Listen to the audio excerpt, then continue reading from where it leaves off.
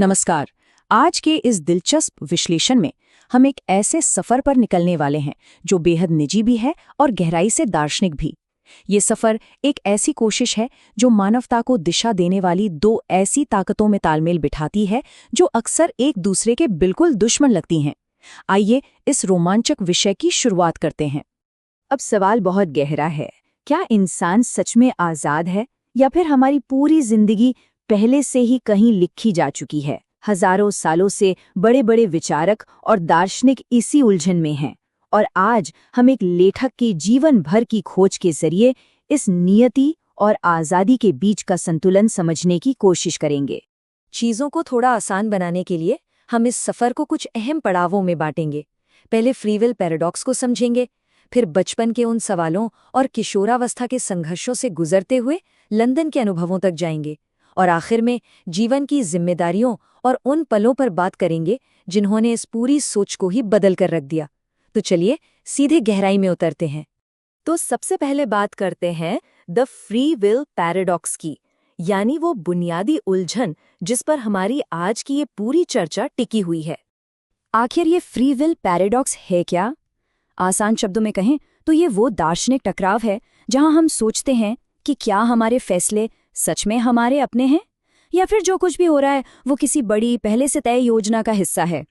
दिलचस्प बात यह है कि लेखक के मुताबिक इन दोनों बातों का एक दूसरे का विरोधी होना जरूरी नहीं है, बिल्कुल नहीं, बल्कि ये दोनों एक बहुत बड़े और महान उद्देश्य के लिए आपस में पूरा तालमेल बिठाकर चल सकती हैं। अब देखते हैं कि इन सवालों की शुरुआत कहाँ से हुई। बात करते हैं बचपन के उस दौर की जब ये गहरी जिज्ञासा पहली बार पैदा हुई।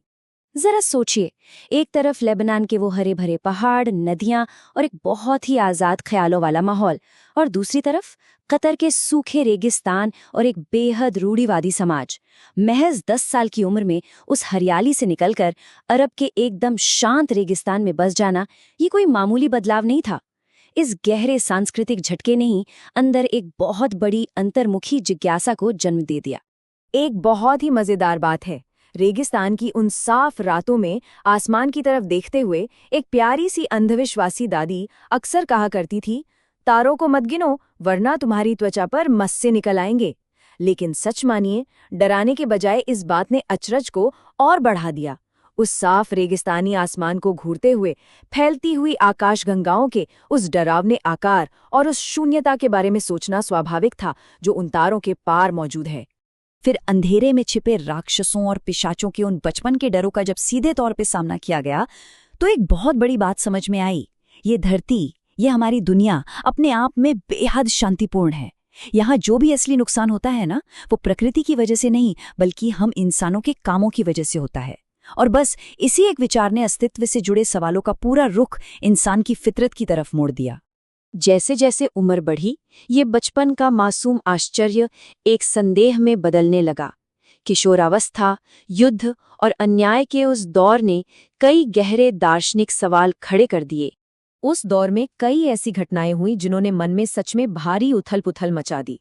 मध्य पूर्व में लगातार चलते युद्ध, 1967 के 6 डे वॉर का खौफनाक असर, शरणार्थी शिविरों में अकल्पनीय दुख और सबसे ज्यादा परेशान करने वाली बात, अकाल के दौरान पश्चिमी देशों के किसानों का अपनी ही फसलों को नष्ट कर देना, सिर्फ इसलिए ताकि कीमतें कम न हों।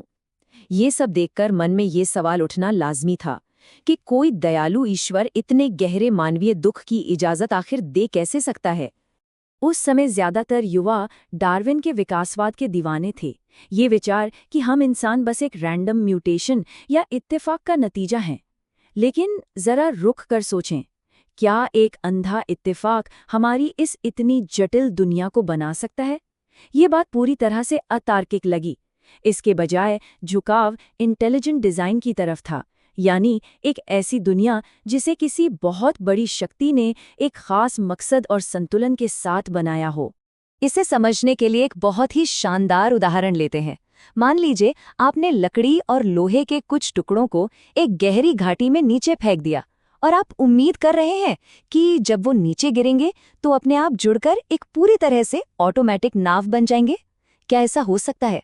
बिल्कुल नहीं। ऐसा तो सिर्फ हॉलीवुड की साइंस फिक्शन फिल्मों में ही होता है। इस सटीक तर्क ने ये साबित कर दिया कि जीवन की ये पेचीदा बनावट कोई हादसा हो ही नहीं सकती। दुनिया में चाहे जितनी उथल-पुथल हो, ये विश्वास पक्का हो गया कि एक सचेत रचनाकार जरूर है। इसके बाद जिंदगी ने एक नया मोड़ लिया। अपनी उच्च शिक्षा के लिए मध्य पूर्व को पीछे छोड़कर लंदन जाने से सोचने का नजरिया पूरी तरह से बदल गया। प्रकृति की गोद लेबनान से शुरू होकर कतर के शांत रेगिस्तान और फिर 70 के दशक में लंदन के एकदम आधुनिक महानगर तक का सफर। ये सफर लगातार ख्यालों को एक नया रूप दे रहा था।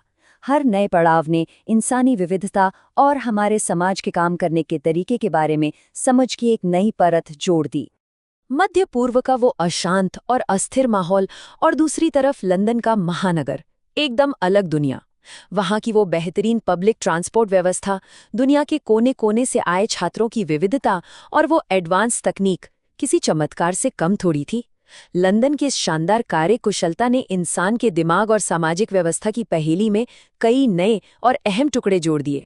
और दिलचस्प बात यह है कि यहीं पर इस दर्शन में तकनीक की एंट्री होती है। 1970 के दशक में कंप्यूटर के शुरुआती अनुभवों ने सोचने का नजरिया ही बदल दिया। इंसानी दिमाग को और बाद में अपने बच्चों के विकास को दुनिया की सबसे बेहतरीन डिवाइन मशीन के रूप में देखा जाने लगा। एक ऐसा अद्भुत कंप्यूटर जिसे बिल्कुल सटीकता से प्रोग्राम किया गया हो। आखिरकार जवानी के वो अमूर्त और किताबी सवाल उम्र के साथ जिम्मेदारियों में बदल गए। आइए बात करते हैं द ऑफिस विंडो के उस पल की। ये पल बहुत ही मार्मिक है। एक दिन कई नौकरियों में दिन रात काम करने के बाद अपने परिवार को पालने के उस भारी संघर्ष के बीच ऑफिस की खिड़की से बाहर देखते हुए अचानक एक सवाल मन में आया, क्या ये सारी मेहनत कभी काफी होगी? और बस उसी थका देने वाली सच्चाई के बीच नियति और हमारी स्वतंत्र इच्छा के बीच का वो सबसे बड़ा तालमेल आकार लेने लगा। एक बहुत ही गहरी बात समझ में आई। जब तक मैंने अपना सर्वश्रेष्ठ दिया है, मुझे किसी भी कमी के लिए जिम्मेदार नहीं ठहराया जाना चाहिए। ये सच में एक बहुत बड़ा एहसास था। हम इंसान अपनी शारीरिक, शैक्षिक और संसाधनों की सीमाओं से बंधे हुए हैं। यही हमारा पूर्व निर्धारित शुरुआती बिंदु है। इसका सीधा सा मतलब ये है कि हमारी सच्ची जिम्मेदारी सिर्फ इस बात में है कि उन सीमाओं के अंदर रहकर हमने कितनी ईमानदारी और लगन से कोशिश की। और यहीं से जन्म होता है उस आखिरी ढांचे का जिसे एक्चुअल, वर्चुअल और इवेंचुअल कहा गया। ऑफिस की खिड़की का वो एक पल एक ऐसे अनोखे दार्शनिक ढांचे में बदल गया जो दूसरों को दुख और कठिनाई से निपटने में मदद कर सके। इसे 3 हिस्सों में बांटा गया है। पहला, एक्चुअल, यानी हमारे जीवन के वास्तविक अनुभव और संघर्ष। दूसरा, वर्चुअल, अपनी कल्पना और आधुनिक तकनीक का इस्तेमाल करके यह समझना कि हमारा अस्तित्व क्यों और कैसे है। और तीसरा, इवेंचुअल, यानी अपनी जिंदगी के सबूतों के आधार पर एक तार्किक निष्कर्ष निकालना और अपने उद्देश्य को स्वीकार करना। इन तीनों से ये एकदम साफ हो जाता है कि जिंदगी कोई रैंडम घटनाओं का खेल नहीं है, बल्कि एक बहुत ही बारीकी से डिजाइन किया गया सिलेबस है। ये उदाहरण सारी गुत्थी सुलझा देता है। जिंदगी एक डिजाइन किए गए कॉलेज प्रोग्राम की तरह है। हम यहाँ अनुभवों के एक तय सिलेबस और कुछ खास टूल्स के साथ आते हैं। हमारा काम है सीखना, ग्रेजुएट होना और अपने उस तय मकसद को पूरा करना। अगर इस नज़रिए से देखा जाए तो नियति हमारा कोर्स वर्क और हमारी सीमाएं तय करती है, और हमारी आज़ाद इच्छा क्या है? वो हमारा सचेत प्रयास है उन संसाधनों के साथ पढ़ाई करने, खुद को ढालने और अपना बेस्ट देने का एक चुनाव। तो अब सबसे बड़ा और अहम सवाल सामने आता है। अगर हमारी सीमाएं पहले से ही तय हैं, लेकिन हमारे प्रयास पूरी तरह से हमारे अपने हैं, तो हम इस महान डिजाइन में अपनी क्या भूमिका चुनेंगे? आज के इस चर्चा को हम इसी विचार के साथ छोड़ते हैं। शायद सच्ची आज़ादी नियति का न होना नहीं है, बल्कि जो सीमाएं हमें दी गई हैं उनके भीतर रहते हुए पूरी ईमानदारी और साहस के साथ अपना कर्म करना है। इस विश्लेषण का हिस्सा बनने के लिए बहुत बहुत शुक्रिया। उम्मीद है कि इस सफर ने सोचने के लिए एक बिल्कुल नया नजरिया जरूर दिया होगा।